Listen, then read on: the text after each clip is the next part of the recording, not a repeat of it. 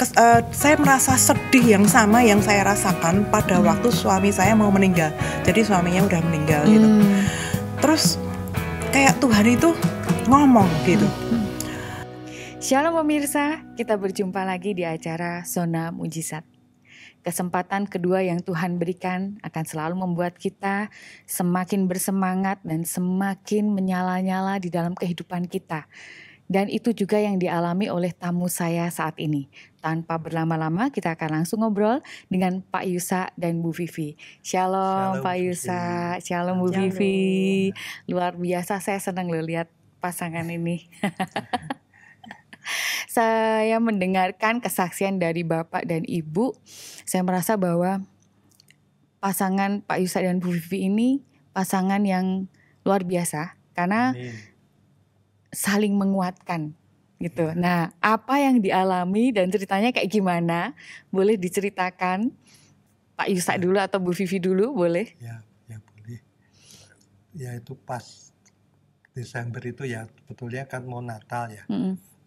Tapi ini Tuhan tuh mengizinkan saya untuk ya tanda petik untuk ingat sama Tuhan. Sebetulnya saya termasuk ini ya orang Kristen, tapi ya cuma Kristen yang banyakan aja, cuma rutinitas ke gereja. Jadi Pak Yusa ini sudah Kristen sejak sudah dari orang dari tua, kecil. Berarti ya, keluarga udah Kristen semua. Sudah Kristen semua. Ya, tapi ya saya ikut pekerjaan Tuhan, tapi nggak serius banget gitu loh. Sekedar aja ya, karena saya orang Kristen gitu ya. Tapi Tuhan punya cara lain untuk ini mengingatkan saya bahwa kita harus mengandalkan Tuhan. Soalnya sebelumnya itu saya mungkin diri saya bisa apa-apa kok, saya bisa mengandalkan diri saya sendiri. Selama ini seperti itu ya. Ya. Rasanya kayak apa-apa bisa. Tapi Tuhan nyelentik gitu. Terus akhirnya saya dapat itu serangan jantung. Serangan jantung yang pertama itu kejadiannya Desember ya, mau awal Desember itu. Awal Desember 2023. Jadi belum terlalu lama. Ya, belum terlalu lama. Ya. Tapi sebelumnya Pak Yusa tidak ada, maksudnya nggak punya penyakit apa-apa. Gula, ada gula. Oh, memang ada riwayat diabetes. Ada riwayat diabetes. Tapi ya sudah minum obat. Sudah treatment istilahnya gitu ya, sudah minum obat. Ya.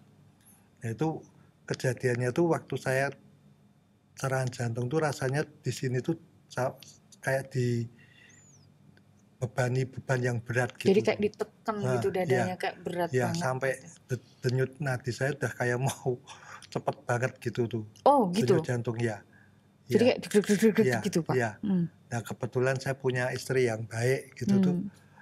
Ini nemenin saya, nyemangatin saya. Nah akhirnya saya bisa inilah, maksudnya bisa rodok turun itunya. Sebetulnya langsung mau masuk ICU. Tapi sama istrinya nggak boleh gitu, udah nanti takutan saya nanti nggak tambah stres gitu. Oh gitu. Nah apa sih yang membuat Bu Vivi waktu itu udah nggak usah gitu? Apa yang dirasakan waktu itu? Karena saya tahu kalau mendampingi orang yang sakit itu rasanya lebih deg-degan sebenarnya ya Bu ya. Iya benar, saya benar-benar sangat panik gitu. Terus dalam hati, aduh Roh Kudus, apa yang harus aku lakukan, yang harus aku lakukan gitu kan. Waktu dokternya menawarkan, ini Bu, ini harus dibawa ke ICU karena batas ICU itu 120 dan Bapak ini udah 160 sekian. Pada waktu itu seperti itu. Itu cepet banget dong ya. Cepet banget. Karena detak jantung kita nggak segitu gitu kan ya. Kalau normal kan 100 ya, maksimal tuh 100. Itu udah maksimal gitu. Itu udah rasanya kayak habis olahraga yang kayak dikejar apa gitu ya Pak ya. Panik gitu gak sih? Panik, pasti panik. Tak pikir udah ini mungkin waktunya saya pulang gitu. Sempet ada sampai kepikiran seperti itu. Waktunya saya pulang. Tapi saya punya titik yang luar biasa. Dia berdoa untuk saya, dia minta perkenanan Tuhan untuk memperpanjang umur saya. Luar biasa. Mungkin bisa tak tambahin dia. Waktu itu cicinya tuh cerita ke saya setelah kejadiannya selesai gitu. Setelah rampung semua gitu. Dia tuh cerita ke saya seperti ini. Kamu tahu nggak? Pada waktu saya dengar Yusa itu serangan jantung, tiba-tiba saya diingatkan ke saya merasa sedih yang sama yang saya rasakan pada waktu suami saya mau meninggal. Jadi suaminya udah meninggal gitu. Terus kayak Tuhan itu ngomong gitu. Ini kalau tak ambil belum siap. Oh. Iya, kayak Tuhan tuh ngomong sama kakaknya dia. Terus kakaknya dia berdoa, Tuhan kalau memang adik saya belum siap ya jangan dia ambil Tuhan. Minta kasih karunia untuk waktu untuk dia tuh benar-benar siap gitu. Seperti itu. Sampai seperti itu, luar biasa ya. Dukungan dari keluarga, bukan hanya istri tapi kakaknya juga seperti itu. Iya, puji Tuhan. Saya punya keluarga, saudara yang luar biasa sekali. Berapa bersaudara Pak Yusa ini? Saya 5 bersaudara. 5 bersaudara, orang zaman itu Zaman gitu. dulu, ya. 5, tapi 5 itu belum termasuk yang banyak sih kalau yang zaman itu ya Pak ya. Bapak anak keberapa? Saya anak keempat dari 5. Anak keempat dari 5 bersaudara. Dan semuanya dididik secara Kristen sejak kecil sebenarnya. Bapak melayani juga sebenarnya tadi bilang ya. Tapi melayaninya juga ya sekedar melayani daripada nggak melayani gitu Pak. Iya. Nah, teman-teman saya melayani, saya juga melayani, tapi ya cuma ya sekedar ya gitu, nggak serius lah gitu. Pokoknya pelayanan gitu ya. Pokoknya pelayanan.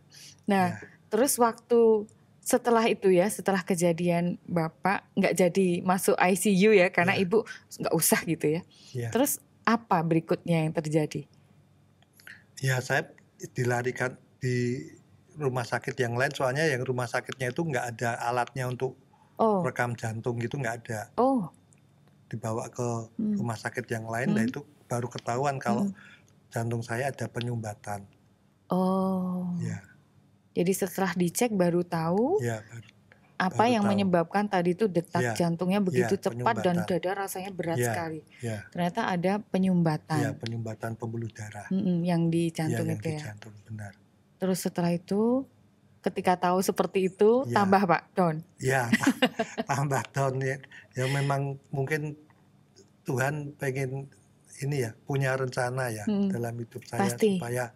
supaya ini masih belum selesai tugasnya di sini. Nah, terus akhirnya ini sebetulnya mau di kateter langsung di situ. Di sini, tapi istri saya nggak ngizinin. Mendingan dibawa ke Pinang, Malaysia. Akhirnya saya dibawa ke sana. Setelah distabilkan dulu di sini kondisinya, bisa kondisinya istilahnya diizinkan untuk terbang gitu ya. Baru berangkat ke sana. Jadi saya baru ingat pada waktu itu dia nggak mau. Terus nggak mau apa ini? Nggak mau dibawa ke Pinang. Terus sampai Pak Obaja itu telepon dia, dia bilang, Yusa kenapa kamu nggak mau gitu. Kenapa Pak waktu itu kok nggak mau? Saya masih percaya pada ini sendiri kok. Kekuatan sendiri ya. Wah aku rapopo gitu ya. Apa-apa, pasti kuat, saya pasti kuat gitu. Tapi sementara Ibu yang mendampingi udah khawatir. Iya, saya tuh bingung. Ini siapa ya yang bisa menasihati suami saya yang dia akhirnya bisa bersedia gitu. Terus tiba-tiba saya ingat, iya ya Pak Obaja ya. Terus Pak Obaja telepon dia, terus berbincang-bincang cukup lama, akhirnya dia mau. Saya bersyukur punya Bapak Gembala yang baik seperti Pak Obaja. Yang mau yang memperhatikan jemaatnya. Walaupun saya kadang-kadang ya jemaat yang gimana gitu, tapi Pak Obaja tetap hebat, tetap memperhatikan domba-dombanya gitu.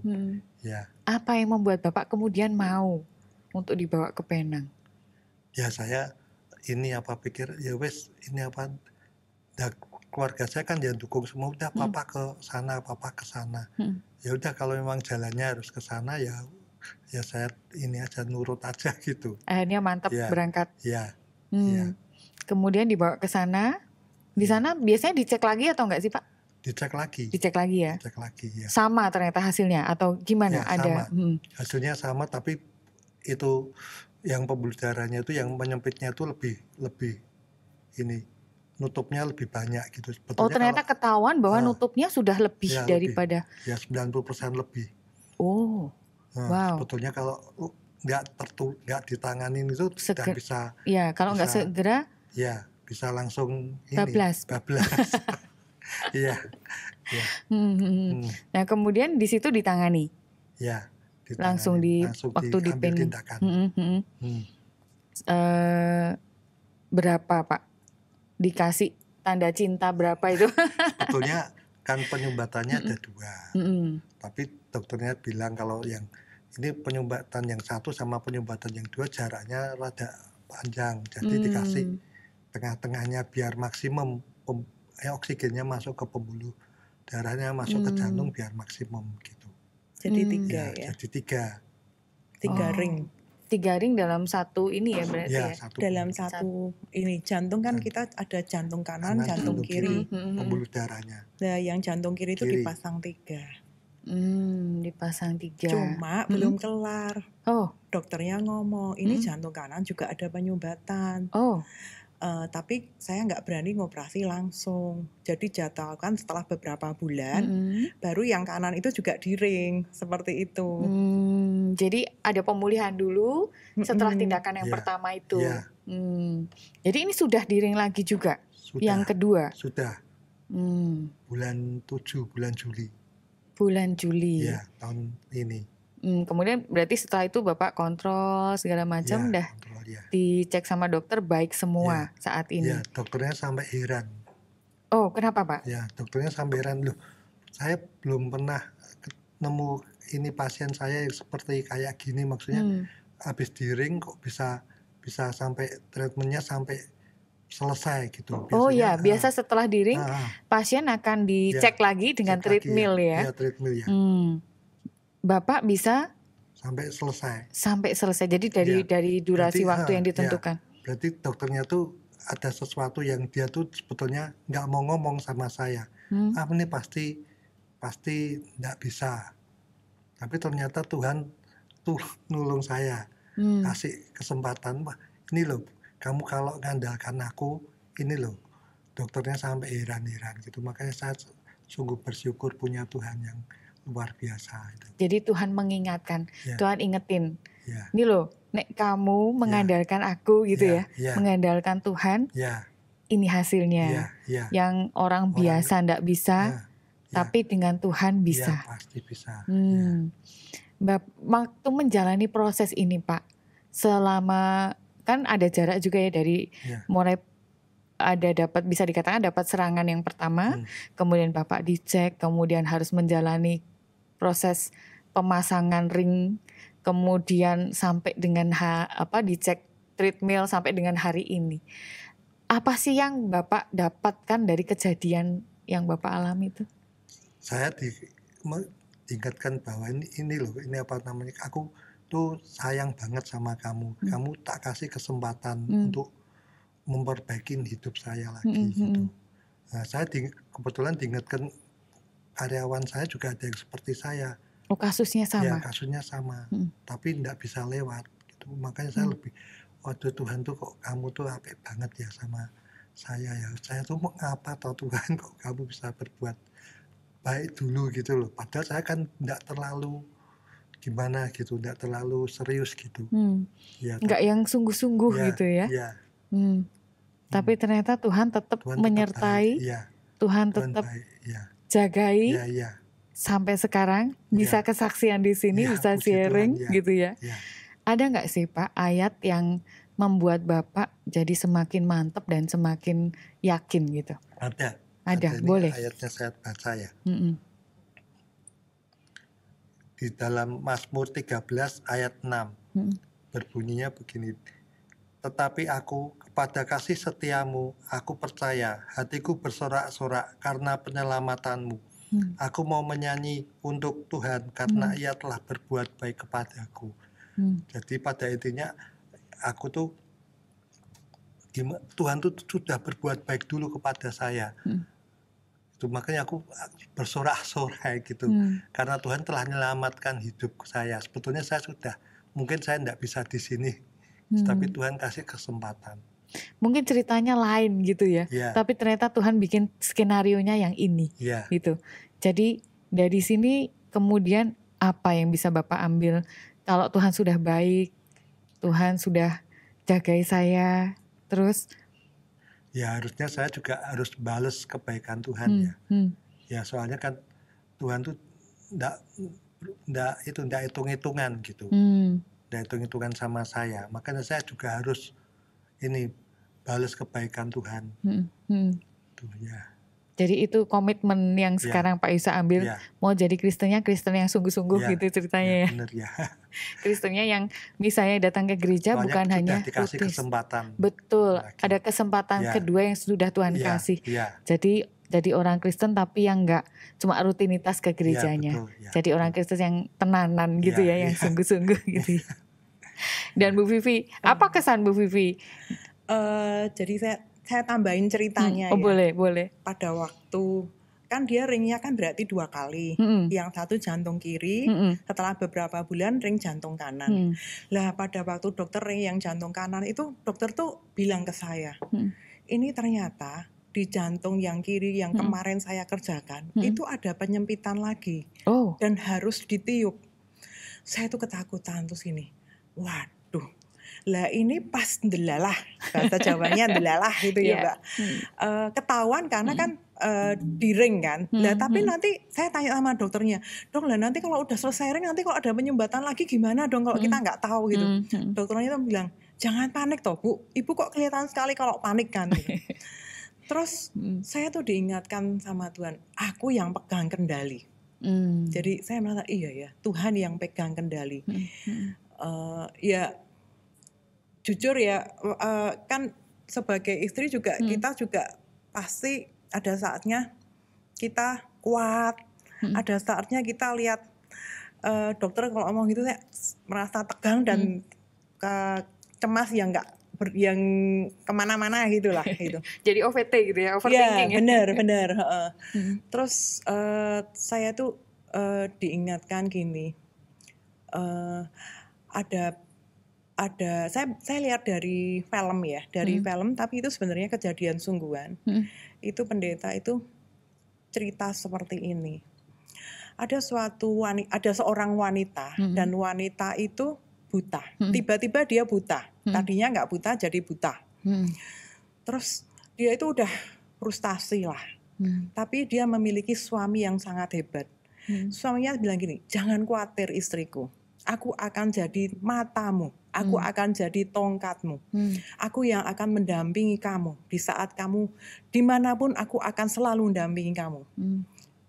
Singkat cerita istrinya kan ya udah tenang gitu kan. Suatu hari itu suaminya itu dapat panggilan dan dia itu harus mulai melakukan tugas militer. Lah suaminya terus ngomong sama istrinya seperti ini, maaf ya, aku tuh sekarang nggak cuma sekedar mendampingi kamu, tapi aku akan mengajari kamu untuk mandiri tanpa aku. Jadi dia gunakan waktunya yang tinggal beberapa hari itu dia ngajari istrinya. Kadang kan istrinya mesti belanja gitu, dia kan biasa nemenin. Kalau ini enggak, dia ayo kita latihan dulu, dihitung berapa langkah gitu.